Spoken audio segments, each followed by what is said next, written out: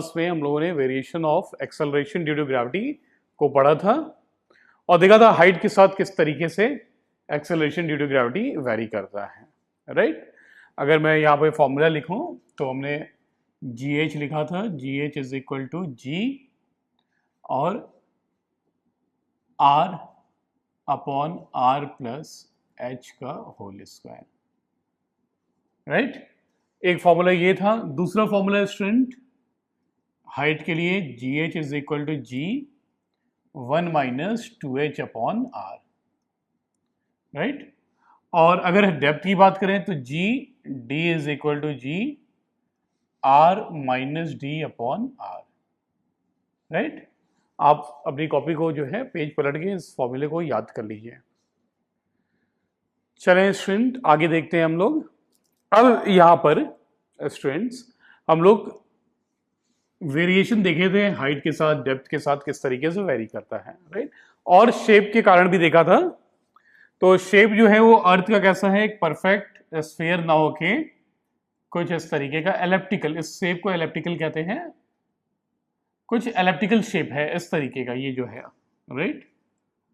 और हमने देखा था पोल पे जो रेडियस है, ये वाली जो रेडियस है इक्वेटर पर, रेडियस एट इक्वेटर, और ये वाली जो रेडियस है रेडियस एट पोल। तो स्टूडेंट ये रेडियस इक्वेटर की ज्यादा होती है पोल से, और कितना ज्यादा होती है 21 किलोमीटर मोर देन RP। आप लिख सकते हैं R या radius at equator, radius at equator is 21 kilometre more than radius at pole, right. तो स्टूडेंट G का जो फॉर्मूला होता है, G की बात करें स्मॉल g, तो G का फॉर्मूला होता है GM बाई R स्क्वायर। तो शेप के कारण भी acceleration due to gravity vary करता है। पोल पर कुछ होगा और इक्वेटर पर कुछ होगा, राइट। पोल पर जो रेडियस है वो कम है, तो रेडियस कम है तो G की वैल्यू ज्यादा होगी। तो पोल पर क्या होता है स्टूडेंट्स, पोल पर G की वैल्यू मैक्सिमम होती है 9.8, राइट।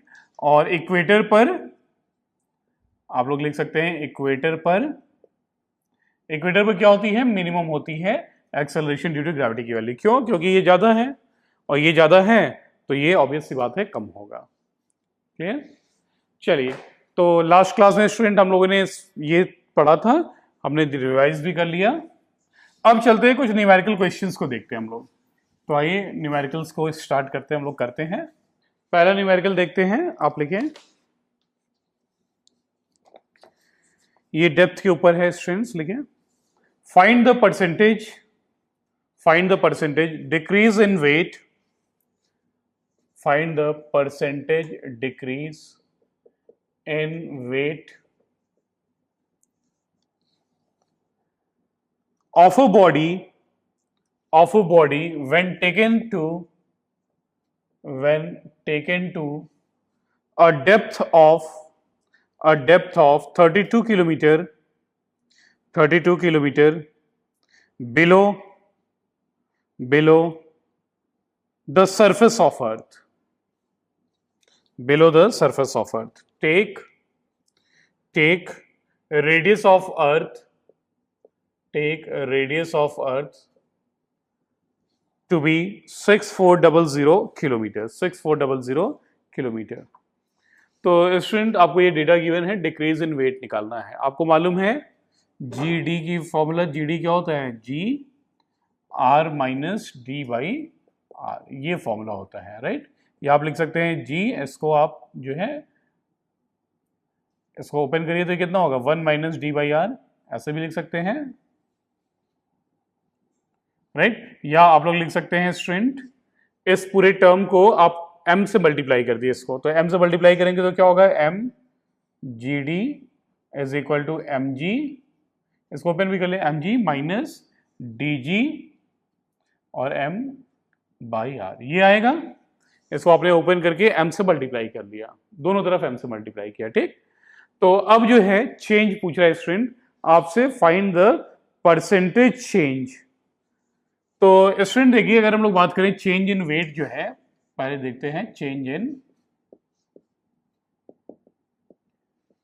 इन वेट। तो वेट में चेंज क्या होगा, ये होगा हमारा mg, देखिए mg ये actual wait minus mg d, ये mg जो है डेप्थ पर अगर g को हमने कैलकुलेट किया mgd से मल्टीप्लाई कर देंगे, मतलब क्या हो जाएगा वेट वहां पर। तो चेंज इन वेट इतना हुआ है स्टूडेंट, राइट। और अगर परसेंटेज चेंज इन वेट की बात करें, परसेंटेज चेंज इन वेट, तो ये कितना होगा, परसेंटेज चेंज इन वेट हो जाएगा change in weight into 100 upon original wait. Percentage का यही फॉर्मूला होता है ना, परसेंटेज चेंज का। तो चेंज इन वेट कितना हो रहा है, देखिए चेंज इन वेट हो रहा है आपका mg और माइनस mgd अपॉन ओरिजिनल कितना है mg है और इंटू 100, राइट। तो स्टूडेंट mgd आपको पता है, आप यहां से जो है ये वाली वैल्यू उठा के यहां पर रख दीजिए, ठीक है। तो परसेंटेज चेंज इन वेट आपको मिल जाएगा mg और माइनस इसकी जगह आप ये लिखिए, तो ये कितना होगा mg और minus mgd by r into 100 और दिस अपॉन mg, राइट, यही होगा। क्लियर। देखिए यहां से ये mg जो है प्लस माइनस ये कैंसिल हो जाएगा, ठीक है। तो आपको क्या मिलेगा, देखिए यहां से माइनस आप लिखें, तो ये देखिए ये जो है mgd, इसकी जगह आपने लिखा है mg माइनस mg और ये माइनस माइनस प्लस हो जाएगा ना, यहां पर जो माइनस है, तो ये आपको मिलेगा mgd अपॉन r और mg ये वाला भी और इंटू 100, mg से mg कैंसिल हो जाएगा। तो यहां से स्टूडेंट्स हम लोग यहां पर लिखते हैं अब, चलिए, तो परसेंटेज चेंज इन वेट ये कितना हो गया आपका, this will be equal to percentage change in weight will be equal to d upon r, d by r into 100। तो ये d डेप्थ कितनी है 32 है और r जो है वो 6400 है स्टूडेंट्स, इंटू 100, तो ये कितना हो गया 3200 अपॉन 6400, तो ये जो है आपको 0.5 मिल जाएगा, 0.5% आंसर आएगा, राइट। तो अगर आप 32 किलोमीटर अर्थ के नीचे चले जाएंगे, राइट, तो परसेंटेज चेंज इन वेट किसी भी बॉडी का कितना होगा 0.5% होगा, राइट। आपको ये सारी चीजें लिखने की जरूरत नहीं है, तो फॉर्मूला है ना ये वाला, इतना, इसको आप ना लिखिएगा। क्लियर। तो चलिए ये बात रही हमारी परसेंटेज चेंज इन वेट के बारे में, आप लिखे नोट करें स्टूडेंट्स। चलिए मैं होप करता हूं आपने लिख लिया होगा। अब हम लोग चलते हैं नेक्स्ट क्वेश्चन की तरफ। चलिए स्टूडेंट्स नेक्स्ट क्वेश्चन को देखते हैं हम लोग, और अगला क्वेश्चन जो है देखते हैं क्या कहता है। लिखिए आप next question.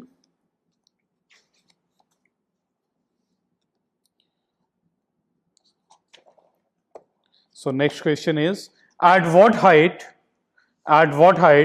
above the earth's surface, ये height वाली फॉर्मूला यहां पर आएगा student, at what height above the earth's surface the acceleration due to gravity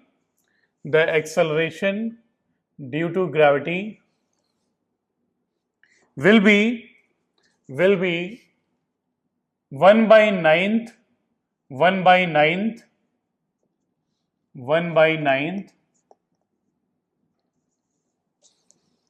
of its value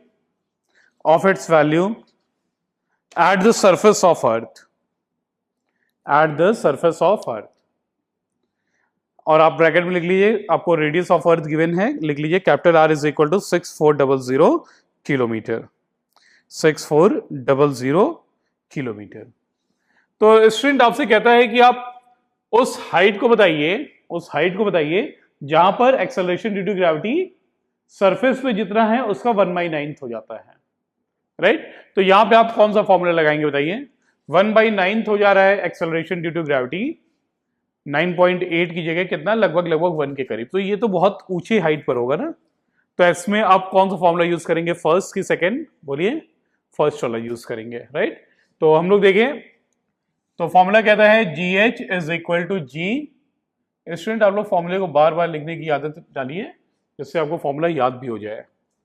GH upon G और R upon R plus H का whole square. तो देखिए GH कितना होना है स्टूडेंट, G/9 होना है ना।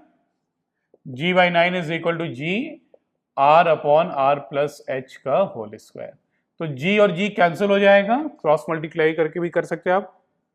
ये हो गया आपका 1/9 is equal to R upon R plus H whole square.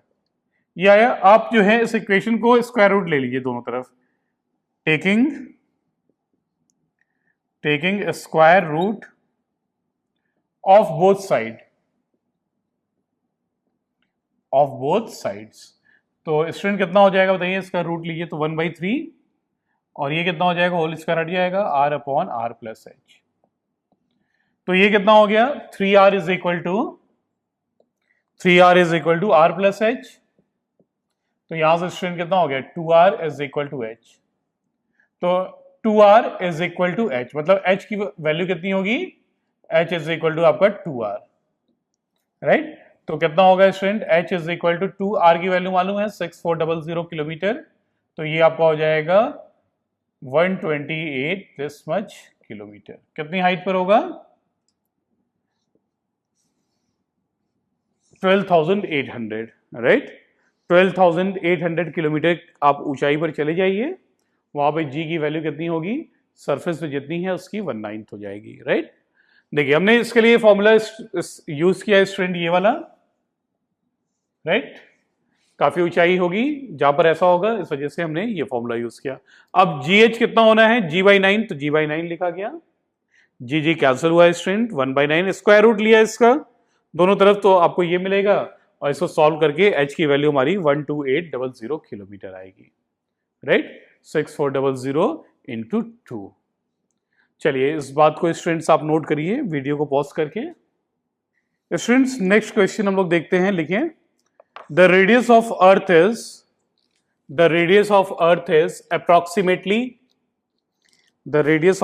Is approximately 6000 kilometre. आपको 6400 किलोमीटर ना लेने को कहा है, ये कहता है कि 6000 लीजिए। What will be your weight at number 1 6,000 kilometer, number 2 12,000 kilometer, number 3 18,000 kilometer above the surface of earth। तो देखिए स्टूडेंट इस क्वेश्चन में आपसे कहता है क्या है कि रेडियस ऑफ अर्थ जो है वो 6000 आप मानिए, और कहता है एक हाइट पर आपको अपना वेट बताना है। वेट मतलब mg बताना है, m इंटू वहां का g। mg जो है आपका m इंटू g कहां का, वहां का, मतलब mg और h, राइट। तो आपको वेट क्या बताना है, m into g at height h, right. तो पहला है 6000 किलोमीटर पे। तो स्टूडेंट 6000 किलोमीटर तो बहुत ज्यादा है, आपको कौन सा फॉर्मूला लगाना होगा, वहां से पहला वाला, राइट। चलिए तो हम लोग करते हैं इस क्वेश्चन को, फर्स्ट पार्ट को सॉल्व करते हैं, सॉल्यूशन। तो आपको मालूम है G का फॉर्मूला क्या होता है, GH is equal to G और R upon R plus H का होल स्क्वायर, राइट। तो स्टूडेंट GH आपको कितना होगा, GH is equal to G और R प्लस H। R आपको 6000 दिया तो आप वैल्यू लिख लीजिए, R की जगह आप क्या लिखिए 6000 अपॉन 6000 प्लस 6000, राइट। तो ये कितना हो जाएगा, GH is equal to G और 6000 अपॉन 12000। तो ये कितना हो जाएगा, देखिए GH की वैल्यू आएगी स्टूडेंट, यहां पर स्क्वायर भी है ना, ध्यान रखिए। तो यहां पर क्या हो जाएगा, ये हो जाएगा 1/2, 6/12 1/2, और स्क्वायर करेंगे तो 1/4। तो GH आपका कितना होगा स्टूडेंट, GH हो जाएगा G/4। GH कितना हो जाएगा, G/4। तो ऑब्वियस सी बात है आपकी वेट क्या होगा, वेट होगा मास आपका और इनटू वहां की एक्सेलरेशन ड्यू टू ग्रेविटी, जो कि कितना है g/4, राइट। वहां पर आपका वेट mg/4 मतलब 1/4 हो जाएगा। आपका वेट कितना हो जाएगा? 1/4 हो जाएगा। अगर आप मान लीजिए 100 न्यूटन के हैं, आपका वेट 100 न्यूटन है जो है सरफेस पे, तो उस ऊंचाई पर आपका वेट कितना हो जाएगा? 1/4 ऑफ दैट, मतलब 25 न्यूटन। मगर मास आपका चेंज नहीं होगा, इस बात को याद रखिएगा। मास आपका अगर 100 किलोग्राम यहां पर है तो कहीं पर भी किसी भी जगह पे आपका मास 100 किलोग्राम ही रहेगा, मास चेंज नहीं होता है स्टूडेंट्स। तो इस बात को नोट करिए, ये सॉल्यूशन पहले पार्ट का।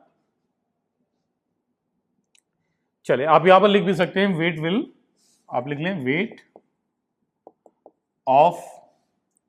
ऑफ बॉडी, या आप ही का वेट बोला है ना, तो वेट ऑफ अस लिख लीजिए, will reduce to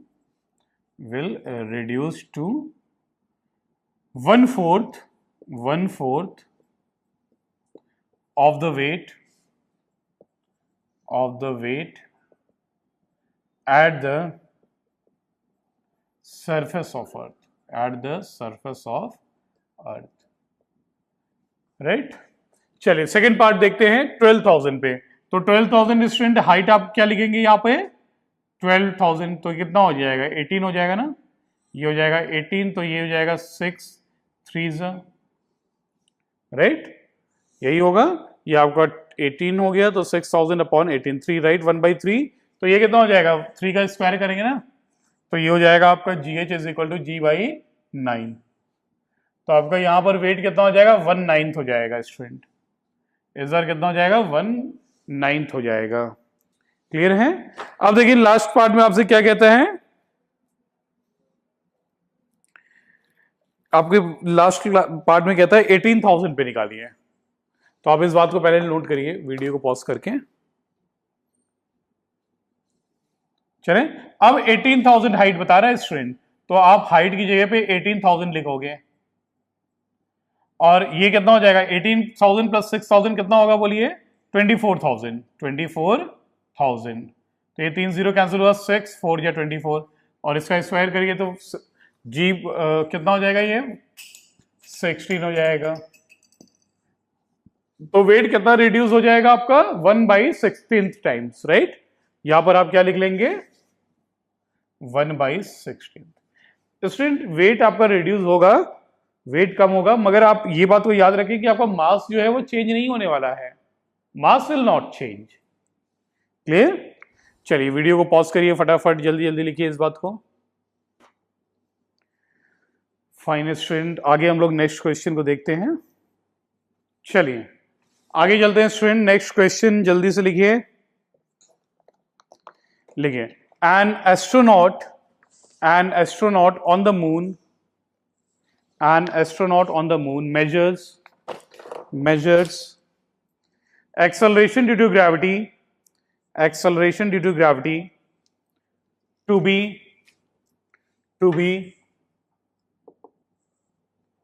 1.7 meter per second square, 1.7 meter per second square. He knows that the radius of moon is 0.27 times radius of Earth. 0.27 times radius of Earth.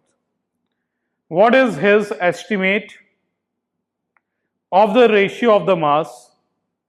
What is his estimate of the ratio of the mass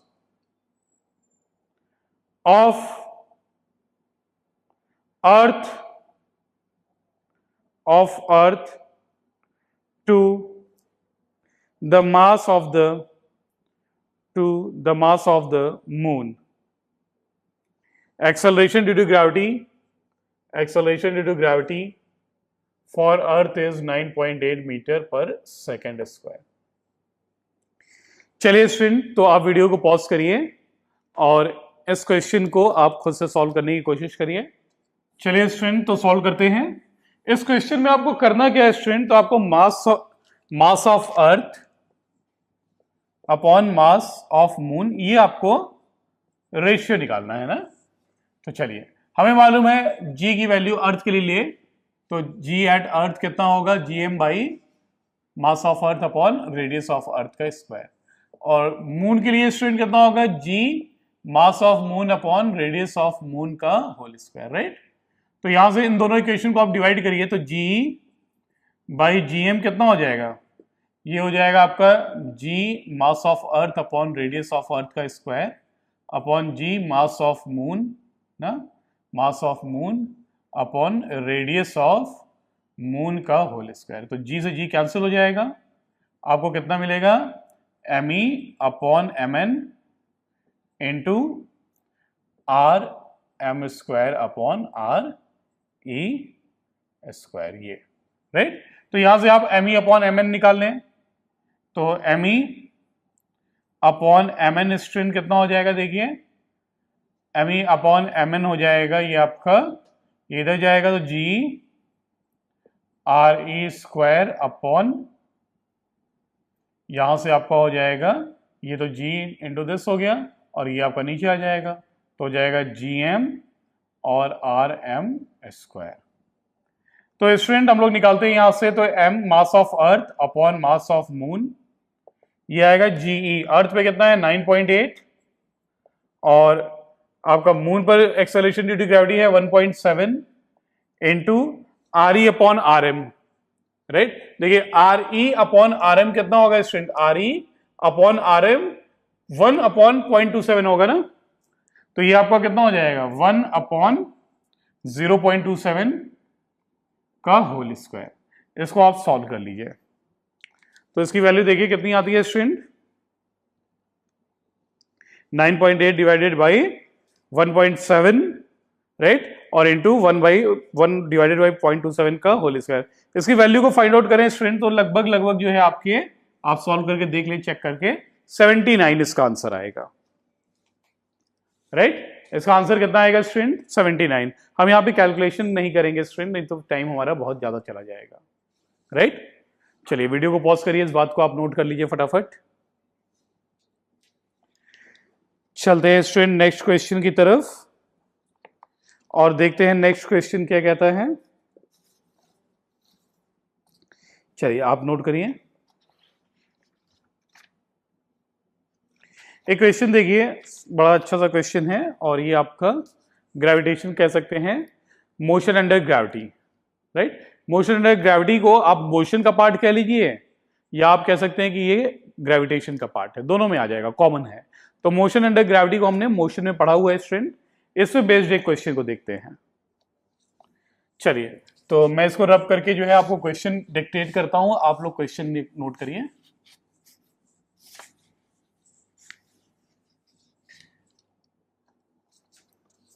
A stone is dropped from the edge of the roof.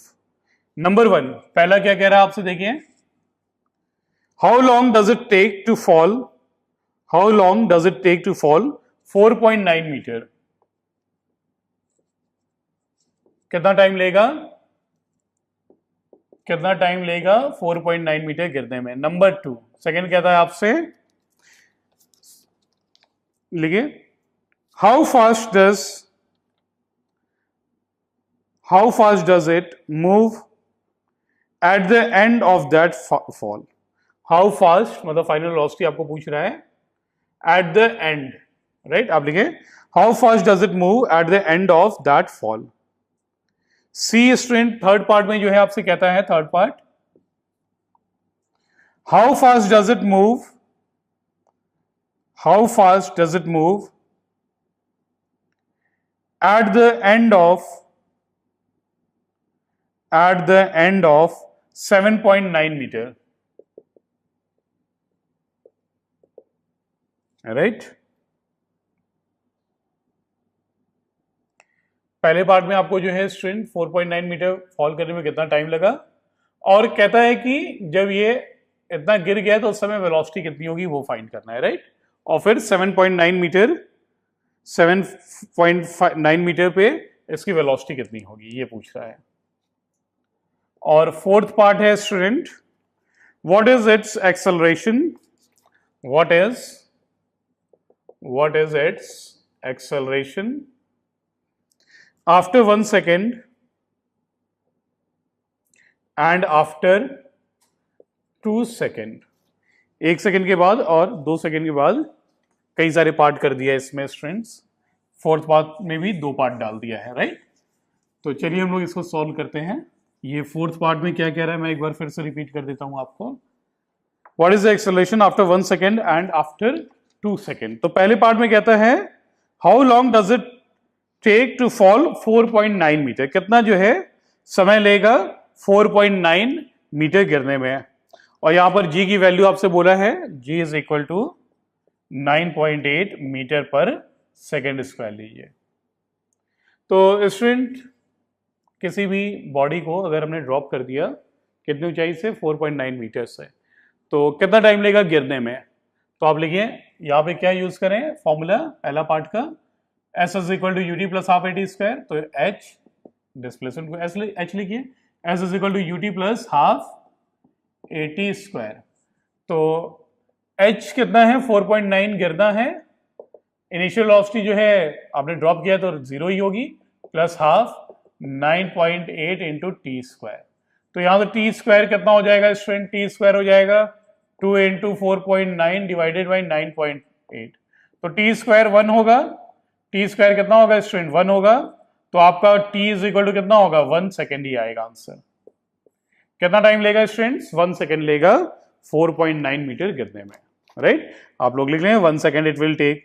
अब देखिए कहता है कि जब ये इतना गिर चुका है 4.9 मीटर जब गिरा है तो इसकी वेलोसिटी क्या होगी उस समय, उसकी वेलोसिटी क्या होगी। तो आप जो है आपको पता है कितने समय में गिरा है, इतने सेकेंड में गिरा है, तो आप यूज करिए v is equal to U plus A T, simple सा, या v square is equal to U square plus 2as भी आप ले सकते हैं। मगर हम इससे करें तो v is equal to U 0 और प्लस एक्सेलरेशन 9.8 इंटू टाइम कितना है 1 सेकेंड। तो फाइनल वेलोसिटी कितना होगा 9.8 मीटर पर सेकेंड। तो ये रहा स्टूडेंट फर्स्ट पार्ट का आंसर और ये आपका सेकेंड पार्ट का आंसर रहा, आप नोट करिए 9.8 metre per second square, right. अब देखिए आपसे कहता है कि ये रूफ से गिराया है, अब 7.9 मीटर गिर चुका है, इस समय इसकी वेलोसिटी बताइए, इस समय इसकी वेलोसिटी बताइए। चलिए मैं इसको रब करता हूं। तो यहां पर स्टूडेंट आप फॉर्मूला यूज करिए थर्ड पार्ट के लिए, v square is equal to U square plus 2as। और एक्सेलरेशन क्या होगा स्टूडेंट, अगर ये गिर रहा है तो आपको मालूम है एक्सेलरेशन g के बराबर होगा, राइट। तो आप यहाँ पे एक्सेलरेशन को g भी लिख सकते हैं, मोशन अंडर ग्रेविटी में हमने ये बात पढ़ी थी।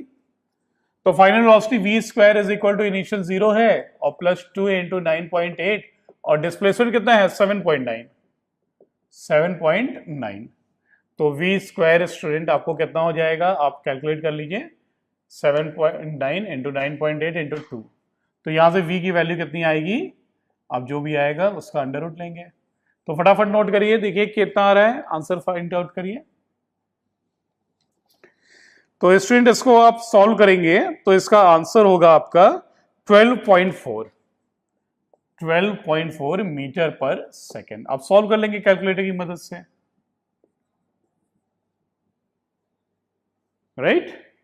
चलिए अब हम लोग चलते हैं फोर्थ पार्ट पे। देखिए फोर्थ पार्ट कहता क्या है स्टूडेंट, फोर्थ पार्ट कहता क्या है, what is it's acceleration after 1 second and after 2 second. 1 second के बाद और 2 सेकेंड के बाद इस बॉडी का एक्सेलरेशन कितना होगा। तो आप इसको कहीं से भी फेंको स्टूडेंट, आप जो है रूफ पर से फेंक रहे हो, इसका एक्सेलरेशन तो कांस्टेंट ही रहेगा ना। अगर आपने बहुत ऊंचाई से नहीं गिराया है, जब बहुत ऊंचाई से आप गिराओगे तब एक्सेलरेशन चेंज हो सकता है, क्योंकि बहुत ऊंचाई पर जो है एक्सेलरेशन ड्यू टू ग्रेविटी की वैल्यू चेंज हो जाती है ना। मगर आप अर्थ के सरफेस के आसपास की बात कर रहे हो तो आप जी को कांस्टेंट ले लोगे ना, जी को 9.8 मानेंगे, तो आपका एक्सेलरेशन तो हमेशा ही 9.8 ही रहेगा। तो आप लिख लें फोर्थ पार्ट में दोनों ही 1 सेकेंड पर और 2 सेकेंड पर एक्सेलरेशन हमेशा ही 9.8 मीटर पर सेकेंड स्क्वायर होगा, अगर उसको बहुत ज्यादा ऊंचाई से नहीं गिराया गया है, बहुत ऊंचाई से गिरा दिया गया है 1000 किलोमीटर 2000 किलोमीटर ऊपर से, तब student acceleration due to gravity की वैल्यू चेंज हो सकती है, चेंज होगी। मगर जब कम ऊंचाई से आपने गिराया है तो एक्सेलरेशन कांस्टेंट ही होता है 9.8 metre per second square, right. आपने गिराया भी कितना है 4.9 7.9 बोल रहा है ना। और आपको क्वेश्चन में क्या बोला था, ये है क्या चीज, देखिए मैंने बुक बंद कर दिया है तो मैं एक बार देख लेता हूं खोल के। कहता है stone is dropped from edge of a roof, मतलब छत से गिराया है। तो छत क्या बहुत ज्यादा 1000 किलोमीटर पे ऊंची हो सकती है क्या, कभी भी नहीं। जब भी होगा ज्यादा से ज्यादा आपको 50 मीटर, है ना, इस तरीके से। तो आप जो जी को क्या आपको कांस्टेंट लेना है, यहाँ पे लिख लीजिए, it will be constant. Acceleration due to gravity will be 9.8 metre per second square और कांस्टेंट होगी। होप करता हूं स्टूडेंट आपको सारे ही क्वेश्चन अच्छे से समझ में आए होंगे, राइट। चलिए, तो नेक्स्ट क्लास में हम लोग कैपलर्स लॉ के बारे में पढ़ेंगे। Thank you so much student for watching.